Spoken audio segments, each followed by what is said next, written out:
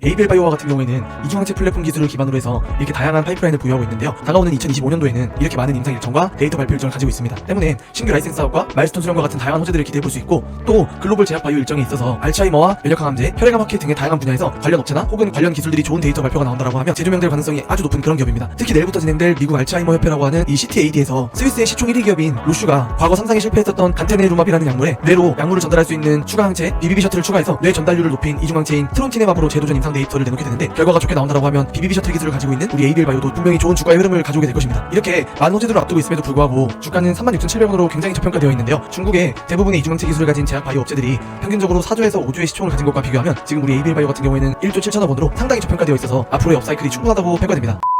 우리 윤성욱TV 시청자 여러분들 안녕하세요. 윤성욱입니다. 이번 주말 좋은 시간 보내셨나요? 날씨가 진짜 금방 추워지고 있는 것 같아요. 이렇게 좋은 날씨도 금방이면 지나갈 것 같은데 다들 사랑하시는 분들과 함께 행복한 시간들 보내셨으면 좋겠습니다. 주말간에 또 여러분들이 제 리가캔바이오 영상을 많이들 사랑해주셔서 저 또한 너무 행복한 주말 보냈는데요. 다시 한번 감사드립니다. 이번 한 주를 시작하는 첫 장에서는 그래도 코스피와 코스닥이 소폭 상승을 보여주면서 오랜만에 빨간불을 켜며 시작을 했는데요. 오늘은 여러분들의 관심사에 맞게 또 새로운 제약바이오 종목을 가져와 봤습니다. 오늘 소개해드릴 종목은 당장 내일부터 눈여겨보시고 투자 판단하시면 좋을 거란 생각이 들어서 평소보다 조금 더 집중해서 봐주시면 감사드리겠습니다. 오늘도 본론으로 들어가기 전에 여러분들 우리 윤성욱TV 구독과 좋아요 꼭 한 번씩 부탁드리겠습니다. 여러분들의 구독과 좋아요는 3-4시간에 걸쳐서 준비한 자료들을 여러분들이 보기 편하도록 15분 내외로 간단하게 요약해서 좋은 컨텐츠를 제공하려고 하는 저에게 아주 큰 힘이 되니까요. 잠깐이면 누를 수 있는 이 구독, 여러분들 1초만 투자하셔서 좋은 투자 정보 얻어가시길 바라겠습니다. 자, 오늘 제가 소개해드릴 종목은 바로 에이벨 바이오입니다. 에이벨 바이오 같은 경우에는 이전에 제가 계속 소개해드렸던 종목들과는 다르게 매출액이나 영업이익률이 꾸준하게 상승하고 있는 외형 성장을 보여주고 있는 기업은 아닙니다. 다만 가지고 있는 플랫폼 기술과 약물들의 앞으로의 발전 가능성을 자산으로 평가받고 있는 신약 제약 바이오 기업인데요. 에이벨 바이오 같은 경우에는 이중항체 플랫폼을 기반으로 한 바이오 의약품 개발 전문 기업입니다. BBB 셔틀을 기반으로 한 이중항체, 4-1BB 기반으로 한 이중항체, 면역 조절제 기반 이중항체, 세 가지의 메인 이중항체 기술 플랫폼을 가지고 있고, 주요 파이프라인으로는 ABL104, ABL111, ABL301, ABL001, ABL503, ABL202 등등 다양한 파이프라인을 가지고 있는데요. 지금부터 각각 파이프라인들에 대해서 조금 더 자세히 설명을 해드리겠습니다. 보시면 ABL301 같은 경우 파킨슨병이라고 해서 뇌 특정 부위의 퇴행성 장애로 인해서 우리가 흔히들 아는 그런 치매, 이런 병을 불러올 수 있는 병인데요. 당장 내일부터 미국 알츠하이머병 임상학회라고 하는 CTAD가 시작되는데요. 해당 학회에서 스위스의 시총 1위 기업인 로슈가 과거 3상에 실패했었던 간테네루맙이라는 약물에 추가로 BBB 셔틀을 달아서 뇌 전달률을 높인 이중항체 트론티네맙이라는 약물로 재도전을 하게 되는데요. 내일부터 있을 학회에서 트론티네맙이 좋은 임상 데이터를 보인다라고 하면 BBB 플랫폼을 가지고 있는 에이벨 바이오도 분명히 시장의 관심을 더 받게 되는 좋은 호재로 작용할 것입니다. ABL001 같은 경우에는 담도암과 대장암을 타깃으로 하고 있는데요.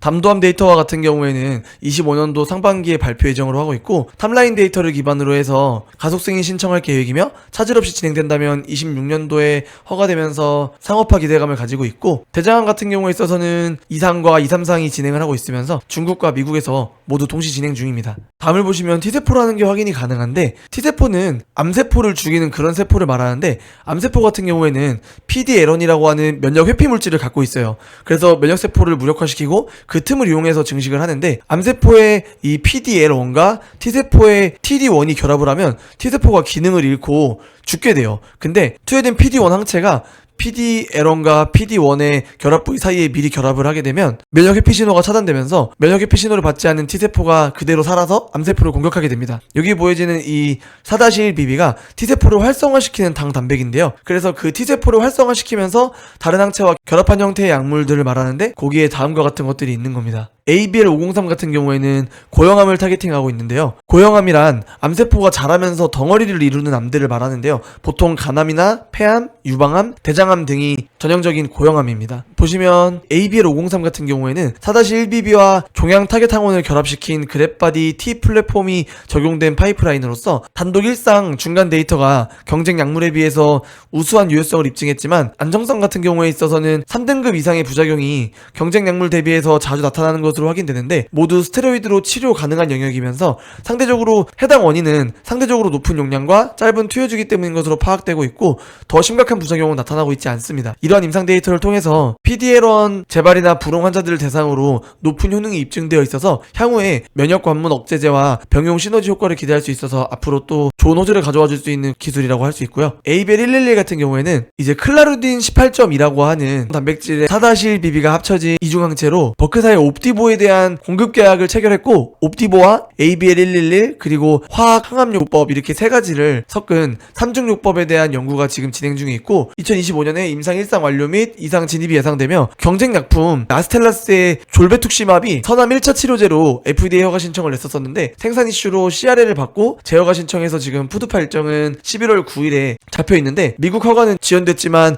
일본 허가 획득으로 3월에 세계 첫 클루라딘 18.2 타겟 치료제로 출시할 예정인데 우리 ABL111의 후속 임상 결과가 경쟁 약물 대비해서 높은 치료 효과와 안전성을 입증한다면 베스트 인 클래스로 시장 진입을 예상할 수 있다고 예상하고 있습니다. 또 25년도에 발표 예정인 병용 임상 데이터를 기반으로 해서 라이센스 아웃도 가능할 것으로 예상되고 있어요. 다음을 보시면 ABL103 같은 경우에는 B7H4와 4-1BB가 결합된 이중항체인데 종양이나 자가 면역 질환에서 비정상적으로 발현되는 B7H4 같은 경우에는 T세포 면역 반응을 막고 T세포의 증식과 사이토카인 분비를 억제하면서 면역 탈출을 촉진시키는데 이 B7-4H는 암에서 주로 보이는 PD-L1이 발현되지 않은 곳에서 주로 발현되는 특징이 있기 때문에 키트루다나 옵디보와 같은 PD-L1을 타겟으로 하는 기반 항암제 효과가 없는 환자들에게 좋은 치료 옵션을 가져다 드릴 것으로 보여주고 있고 B7-4H라는 신규 타겟으로 떠오르고 있는 만큼 임상 성과에 따라서 앞으로의 라이센스 아웃 가능성이 높다고 판단되고 있습니다. 또 ABL202 같은 경우에는 고형암이나 혈액암 같은 경우를 타겟으로 하고 있는데 우리의 주력 종목이죠. 리가켄 바이오와 공동으로 개발을 하고 있습니다. 이제 ABL의 ROR1 항체에다가 리가캠의 링커와 페이로드를 접합해서 만들었는데요. 이미